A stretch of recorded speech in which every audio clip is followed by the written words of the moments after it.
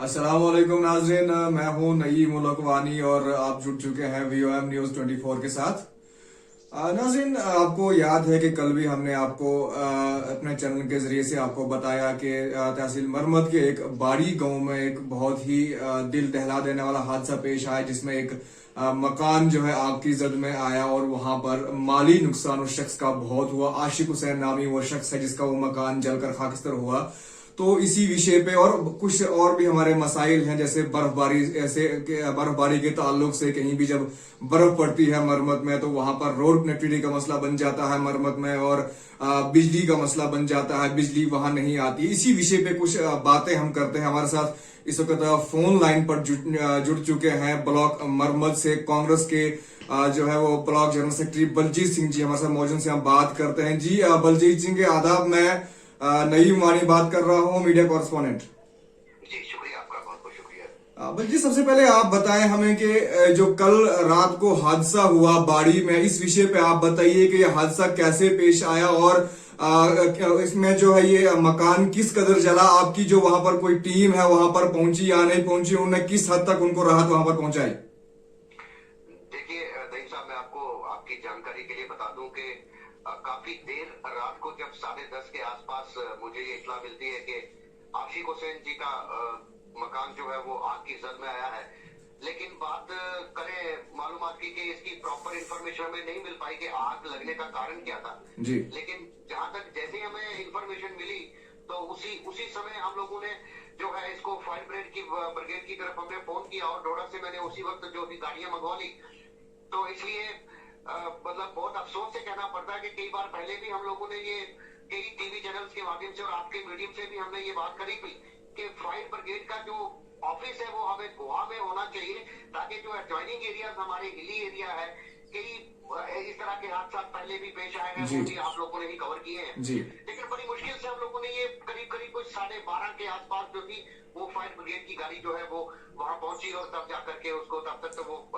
खाक में मिल चुका था मकान उनका, लेकिन जहां तक हो सकता था हम लोगों ने कोशिश की। सर, इस विषय पे आप थोड़ा सा बताइए कि इनको जो इनका मकान जला है, सोर्सेज के मुताबिक हमें ये मालूम हुआ कि ये बहुत ही गरीब शख्स था। तो आप ये बताइए कि किस हद तक आप इनकी सपोर्ट करेंगे, इनको जो है सरकार द्वारा कोई कॉम्पेंसेट मिले या किसी भी एतबार से इनकी जो है मदद की जाए। देखिए, मैं कांग्रेस का स्पोक्स पर्सन होने के नाते और जनरल सेक्रेटरी होने के नाते आपकी जानकारी तक ये बता दूं कि आज सुबह ही मेरी बात डीडीसी से मुश्ताक साहब से हुई और वो तुरंत उसी समय डीसी ऑफिस पहुंच के डीसी साहब से मिलने गए हैं जी। और जो पॉसिबल हेल्प हमारी जो होगी वो बिना कहे और सब लोगों को पता चल जाएगा, क्योंकि आज भी हमारे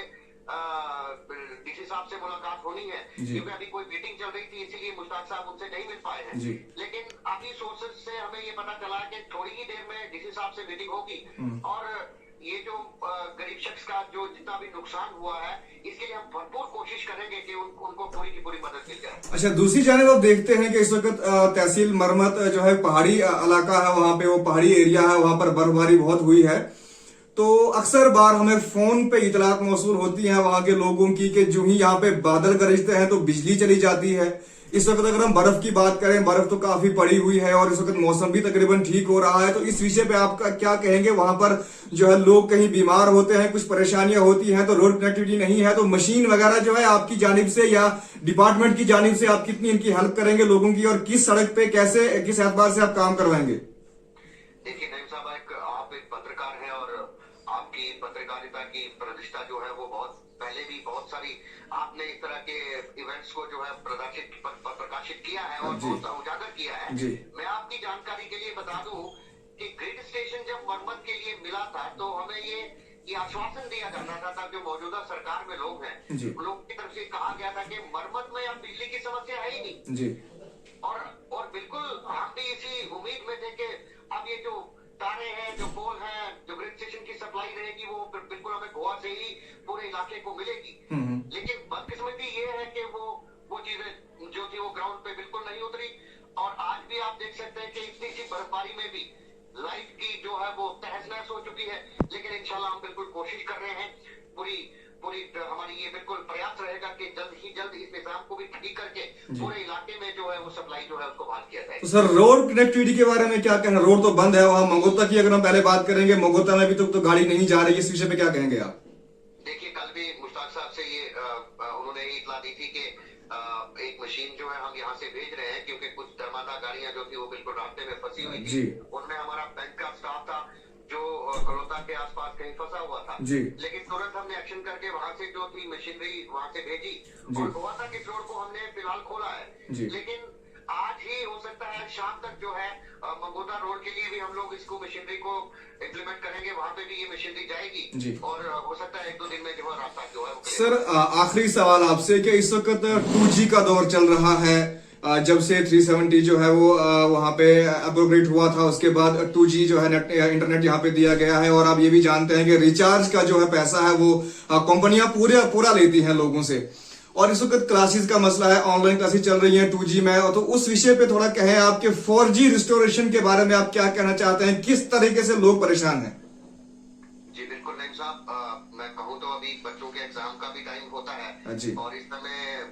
ये जो हमारा कोविड का टाइम चल रहा था, इसमें स्कूलिंग भी हो नहीं पाई बच्चों की, और स्कूल ना जाने की वजह से बच्चे अक्सर जो है वो ऑनलाइन ही अपने क्वेश्चंस को सॉल्व किया करते हैं। लेकिन बदकिस्मती ये है कि पिछले कुछ अरसा से जो 4G का रोना रो रहे हैं हम लोग, वो उसके लिए जल्द ही हम लोग एक मेमोरेंडम जो है वो LG तक पहुंचेगा और इसका भी समाधान निकलने का बिल्कुल प्रयास करेंगे हम लोग। लेकिन ये जो देख रहे हैं आपके अभी 2G का जो पैसा लेते हैं और हमें जो 4G के पैसा लेना है, इन्होंने रिचार्ज जब करवाते हैं तो 4G का पैसा होता है, लेकिन सर्विसेज जो है हमें 2G की मिलती है। तो इस तरह से ये बिल्कुल ही मतलब नाजायज बात है, जो कंपनियों को भी अक्सर इसका जवाब देना पड़ेगा और हम बिल्कुल इसके लिए जवाब देने के लिए तैयार हैं। तो नाज़रीन अभी आपने सुना, ये थे कांग्रेस जो है कांग्रेस के ब्लॉक जनरल सेक्रेटरी और स्पोक्स पर्सन थे ब्लॉक मरमत से बलजीत सिंह जी, इनसे हमने बात की। बीच में आपको रोकना चाहूंगा जी, ये मैं आपकी जानकारी के लिए बता दूं कि आज ही सुबह हमारे जो ब्लॉक प्रेसिडेंट सलीम खान जी हैं वो अभी वहां पे पहुंचे हैं, कुछ देर पहले पहुंचे हैं और हालात का जायजा लेके जो भी रिपोर्टिंग हम तक पहुंचेगी ऑफिस तक, वो ऑफिस से हम लोग प्रकाशित करेंगे और आपके माध्यम से ही हम उनको भी ये बता देंगे कि प्रशासन और हम निजी लेवल पे कितनी उनकी हेल्प करने में कारगर रहेंगे। ये आप तक, आपके ही चैनल तक हम बिल्कुल आप तक जानकारी देते हैं। चलिए बहुत बहुत शुक्रिया बलजीत जी हमारे साथ बात करने के लिए। तो नाज़रीन ये थे ब्लॉक मरमत से ब्लॉक जो है ब्लॉक मरमत से कांग्रेस ब्लॉक के जो थे